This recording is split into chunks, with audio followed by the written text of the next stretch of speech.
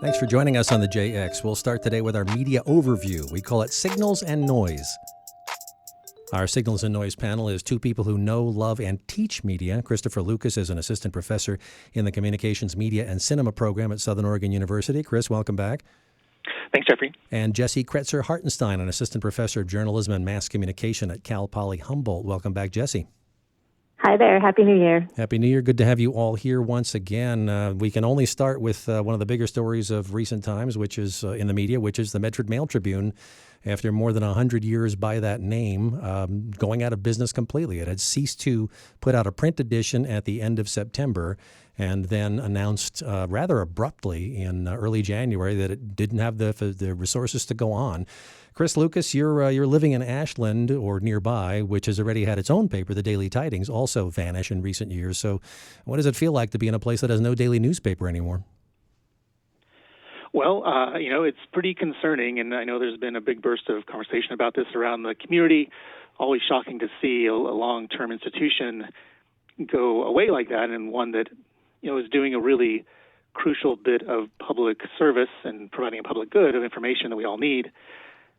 I think it's, this is a trend line that we've talked about several times on this program, a 20-year process here of the shrinking of the newspaper business, specifically staffs, going down, advertising revenue collapsing. So, there was maybe the writing was on the wall for a lot of these newspapers, especially if, the companies are not able to pivot to new kinds of business models or find new audiences to develop. So, it is disturbing. I would say that I think a lot of us are already in this process of looking for where that information is elsewhere, right? Where is the good journalism? Where is the reliable, accurate information? It's now even more important for all of us to go looking for that.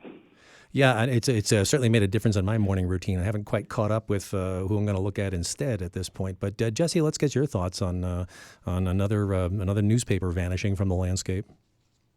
Yeah, it's not surprising. It is disturbing. I agree with what Chris was saying, that we're getting more and more news deserts, and having that loss of local voices and the in-depth reporting. It also is the loss of community engagement, which we just saw a huge need for local reporting in Humboldt County with the earthquakes that we just had and the flooding and the storms and, all these natural disasters where people needed local, very local information to be able to, know how to help and what to do and where to go and where not to go and things like that. I think one positive thing that I've noticed out of this is that, or maybe not out of this, but just out of the kind of technology shifting the media landscape, is that with things like social media that, we often kind of scoff at and, it's all memes and advertisements and whatever, during these natural disasters, people were able to get information kind of directly from the source through social media. So Caltrans, for instance, was able to post information directly about which roads were open, which ones were closed, where the slides were, things like that. Local sheriff's offices were doing the same thing, and CAL FIRE. So there's some... I would say that's maybe a positive shift where we can still get information because of the fact that there can be that direct from the organizations to the communities on information that they need. But, not having the reporting and not having the sort of the unbiased factor in what reporters and trained journalists do is really, really that's the kind of disturbing part. I want to point out one other positive thing, though, that I'm sort of obviously trying to focus on the positive today. I know that the Daily Courier up in Grants Pass plans to expand their operations down into Jackson County, which I think is great. And they're even talking about hiring reporters from the Mail Tribune. Have done so, yes. And then I know also in Oregon, y'all are talking about doing some kind of legislation to actually give tax credit for individuals who are supporting local journalism. And then there's also the Local Journalism Sustainability Act, which is a federal bill which hasn't gone anywhere, but it has been introduced. It's still sitting in committee, but that would be federal legislation to give tax credits to folks who are actually, subscribing to and supporting local journalism. So maybe there's hope there, and I'm going to try to focus on the positives today. I'll give a final word here, actually, to an email we got from Darrow in Dunsmuir, who writes, do you know about the disappearance of Siskiyou County's local newspapers and coverage? Wairika's on the South Counties. Something is still being issued, but there's no local coverage, especially missing that of police and governmental matters. That newspaper, in quotes, looks like a poor weekly version of USA Today.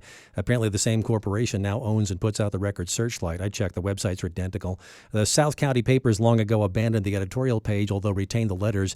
The new versions are useless and a waste of time and money. Sad, writes Darrow in Dunsmuir. So, yeah, this is that's a pretty well documented phenomenon. Well, there's two sides of it. One is what are sometimes called ghost newspapers they're putting together information usually culled from other sources or from national sources, and they don't really do much local reporting. They just sort of the form of a local newspaper.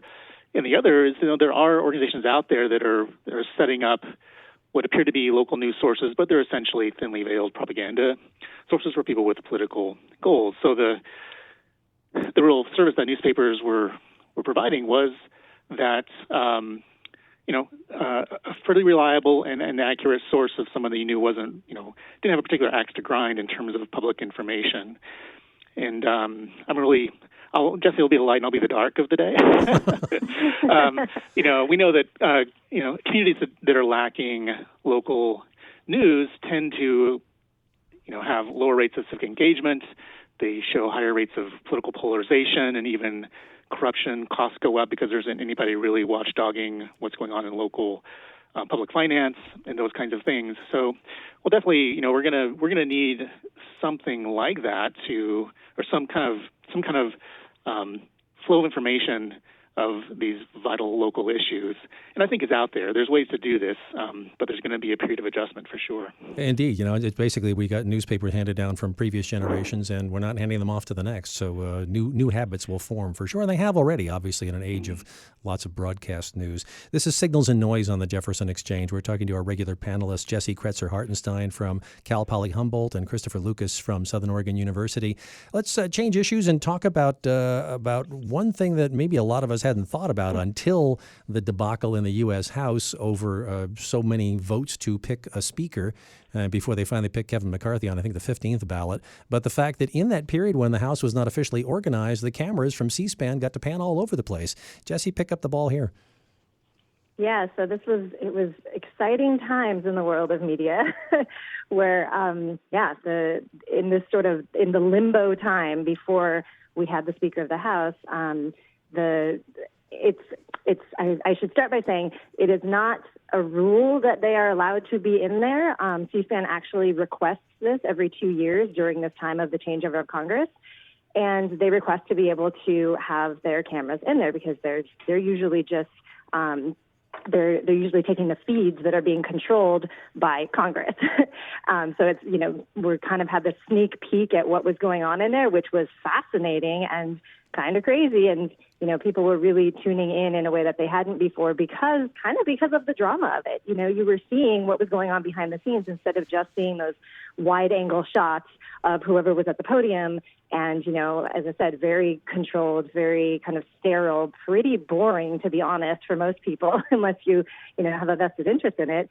So people were starting to tune in and kind of wanting to see the real side of it, and I think it was kind of extraordinary and kind of great. Not just that more people were getting engaged, that might not otherwise be, but that there was the transparency factor.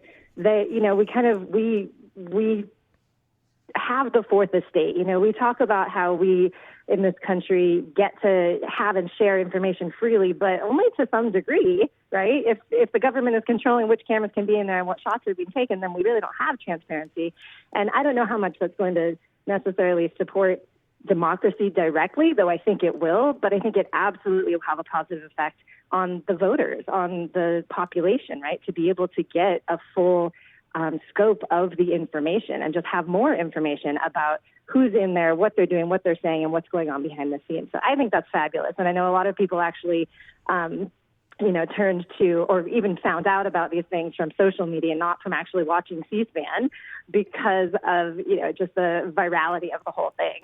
So it's been exciting. We actually watched only one round of balloting, and it was the one just before the final one. So we got to see Mike Rogers starting to lunge at Gates from Florida, and then got to see what bad lip reading made of that a couple days later. So this truly was a media event. Chris, your take? I'm probably one of the few of the nerdy types who does watch C-SPAN on the regular, and the numbers that were reported out of C-SPAN is not usually, Nielsen does not track the numbers of C-SPAN, but the number of people watching C-SPAN at any given moment is probably numbering in the tens of thousands.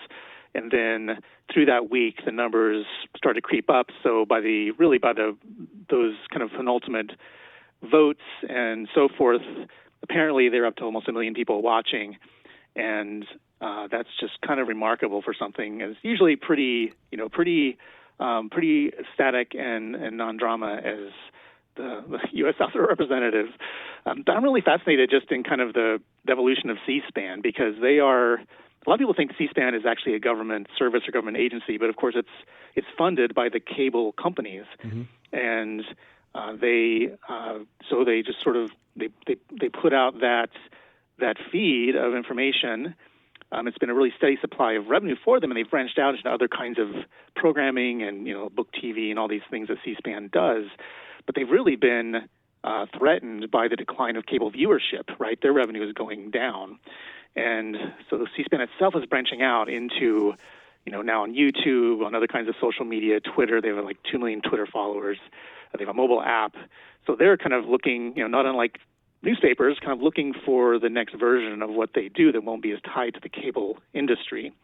So this moment, when they suddenly were able to be more free with the cameras and were creating both content that had inherent drama, but then became fodder for all of this sort of spin-off media in the memes and the little video clips and the bad lip reading, as you mentioned.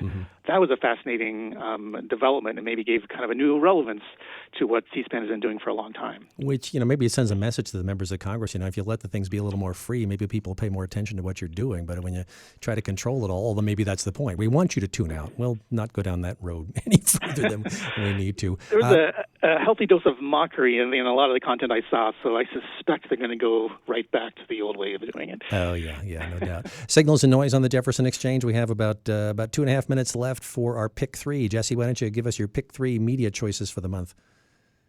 Yeah, I'm going to start with one that's quite relevant to losing local media and local news coverage. As you probably know, and your listeners know, we basically lost our local version of KHSU, the local programming on KHSU. Right, your public station. Back in 2019, yeah. But what came out of that was actually Humboldt Hot Air, which is a nonprofit community-centered internet radio station, and that's based out of Arcata, California, down here. And it's actually a bunch of people from, former people from KHSU, and also support from Access Humboldt and things like that. But I highly recommend people tune in and just check it out. It's streaming. There's an app for it. You can access that at HumboldtHotAir.org. And it is growing and changing, and, it's definitely still in its infancy in some ways. But, I would say check that one out. And then I was excited to see the nominations. This is my second one. Moving on. The nominations for the GLAAD Media Awards. The actual award ceremonies are not coming up for another couple months, but GLAAD Media Awards, of course, are media awards that honor LGBTQ populations and stories and things like that. So that was exciting to see. A couple highlights on that were the White Lotus and Fire Island and the reboot of A League of Their Own and things like that. So check that out. And then last but not least, my sort of fun one is Netflix comedy special, which I've been loving these days. This one is from Shang Wang. He's a Taiwanese-American stand-up comedian, and it's called Sweet and Juicy. Sweet and Juicy. Okay, Chris, a minute for your pick threes. All right. Well, I want to encourage everybody to watch the Dionne Warwick documentary that's on CNN right now, and will probably be out on other platforms soon, like Hulu. Really, if you know that artist, really interesting life, just a great watch. Really excited for what's going to happen with this new program on HBO called Last of Us, which is a video game adaptation, but one of the most skillful and visually interesting shows to come along, and very much has that HBO gloss. A lot of people watching it as, the development in this the video game adaptation, which is, by and large disappointed a lot of us. But The Last of Us is an amazing game, and now looks like an amazing show. And then finally, I'll just, plug our local movie theater, because movie theaters are having a rough couple of years. Look for a really great small indie drama called When You Finish Saving the World. This is the directorial debut of Jesse Eisenberg, who's a well-known actor, but got a great reception at Sundance last January and is now finally hitting theaters. Just a great little indie family drama, worth your time. All right, a good list from both of you and a good conversation as always. Signals and Noise panelists are Christopher Lucas, Assistant Professor in Communications, Media, and Cinema at Southern Oregon University. Thank you, Chris. Thank you. And Jessie Kretzer-Hartenstein, Assistant Professor of Journalism and Mass Communication at Cal Poly Humboldt. Thanks again, Jessie. Thank you. Break time on the JX with talk of Willie Nelson coming up.